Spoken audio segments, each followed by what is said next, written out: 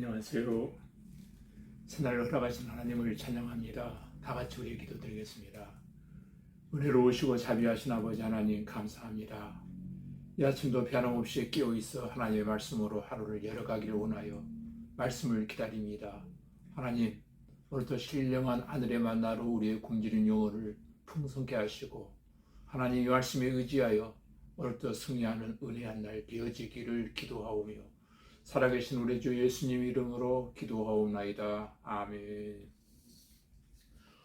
이 시간 우리에게 주신 하나님 말씀은 출애굽기 3장 1절로 5절까지 제가 읽어드리겠습니다.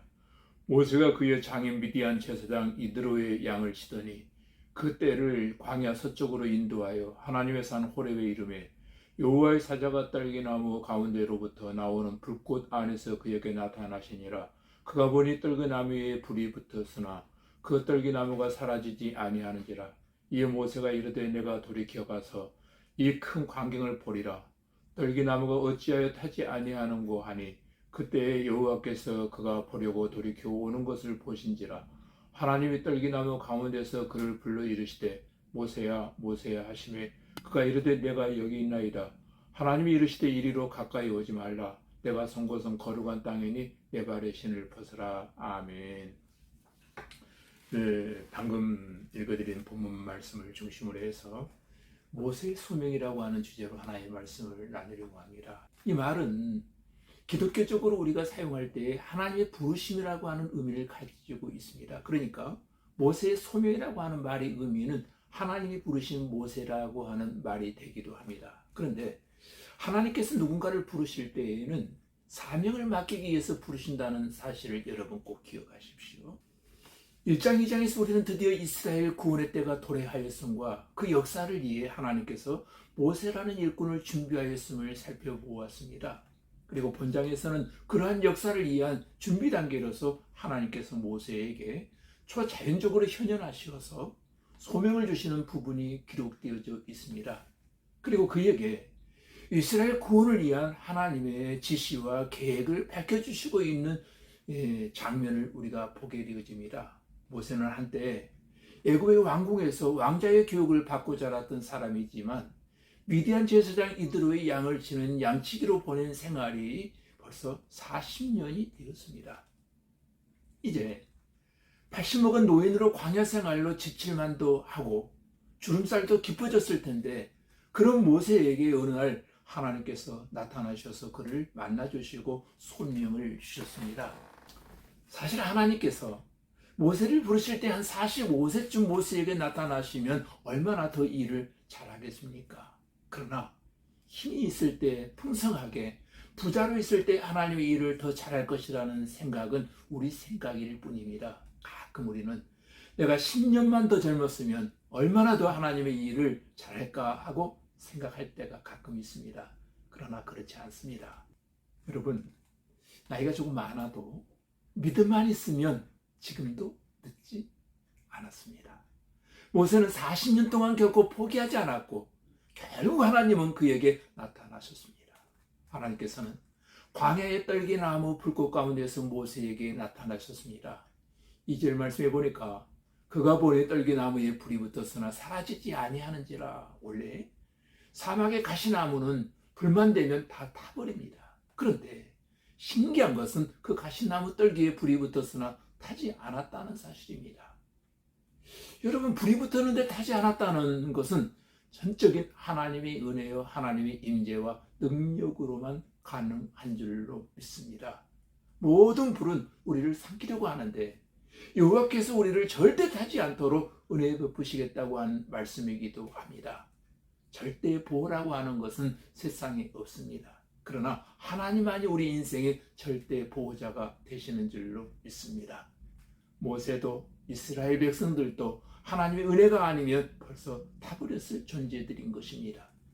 벌써 망해버리고 말았을 존재들인 것입니다.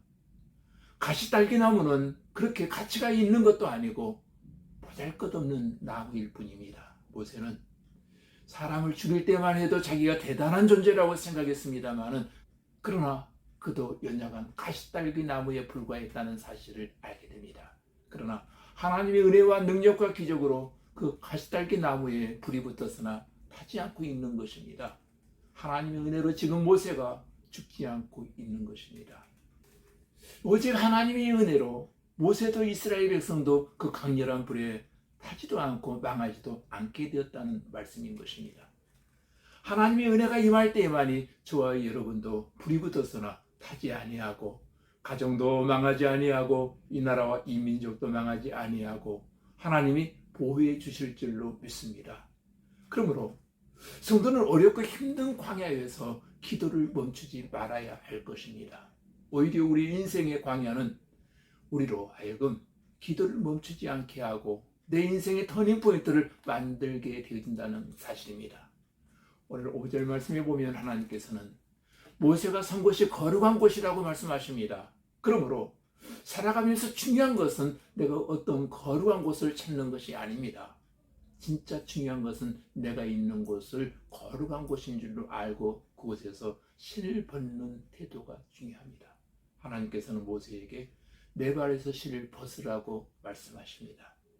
여기 신을 벗으라고 하는 말은 결국 이제부터 하나님께서 모세를 얻고 가시겠다고 하는 말씀이기도 합니다. 아무리 고독한 자, 상처 입은 자, 연약한 자, 실패한 자, 가난한 자, 지친 자일지라도 자기가 있는 곳이 거룩한 곳인 줄 알고 그곳에서 신을 벗을 때 하나님이 사명을 주시고 함께하여 주시는 것입니다. 하나님이 준비하신 축복의 가나안 땅은 우리의 신을 벗어야 들어갈 수 있는 땅입니다. 여기 신을 벗는 것은 내 것을 포기하고 주님이 종이 되겠다고 하는 뜻이 담겨져 있는 것입니다. 그처럼 나를 포기하고 하나님이 삶의 중심에 계셔야 하나님의 은혜를 받게 되어지는 것입니다. 14절에서 하나님은 모세에게 나는 스스로 있는 자라고 말씀하시면서 하나님은 자신의 존재를 나타내셨습니다. 아무리 떨기나무처럼 보잘것없는 우리일지라도 불꽃 가운데 임재하신 하나님을 만나기만 하면 그 자리가 사명을 받는 자리가 되어지는 것입니다. 모세가 광야 40년 동안 철저하게 깨어지고 부서지고 바짝 엎드려진 낮아진 그 자리에 하나님께서는 호련히 모세의 생애 속에 다시 나타나셨던 것처럼 우리가 당하는 고난의 현장인 불꽃 가운데 찾아오셔서 불이 붙었으나 타지 않게 하시고 이 보잘것없는 떨기나무를 불타지 않도록 지켜주시고 보호해주심으로 절대로 망하지 않게 하시는 하나님의 절대적인 은혜가 여러분 모두에게 함께 하시기를 주님의 이름으로 축복합니다. 오늘이 바로 그와 같은 은혜와 축복의 날이 되어질 줄로 믿습니다. 하나님 아버지, 이 땅에 고통 겪는 광야의 시대가 가시나무같이 연약한 사람들이 불같은 연단과 불이 타서 죽게 될 상황 가운데 있을 때 그 연단의 불꽃 가운데 하나님이 찾아오셔서 불이 붙었으나 불타지 않는 놀라운 은혜와 능력과 기적으로 보호해 주시고 인도해 주시는 이 은혜와 기적 같은 역사가 우리 성도들에게도 체험되게 하여 주시옵소서. 우리가 사는 이 세상은 아무리 살기 좋은 세상이라 할지라도 광야 같은 세상을 벗어날 수는 없사오며 우리네 인생은 광야를 거쳐갈 수밖에 없사오나 하나님 찾아오셔서 만나주실 때 우리는 승리할 줄로 믿습니다. 이 세상의 모든 환난의 불은 우리를 삼키려고 하지만 주님을 붙잡고 부르짖는 자 절대로 타지 않도록 은혜 베풀어 주시고 오직 하나님의 은혜로 모세처럼 죽지 않고 망하지 않고 살아서 건강하게 쓰임받는 성도들이 다 되게 하여 주시옵소서. 예수님 이름으로 기도하옵나이다. 아멘.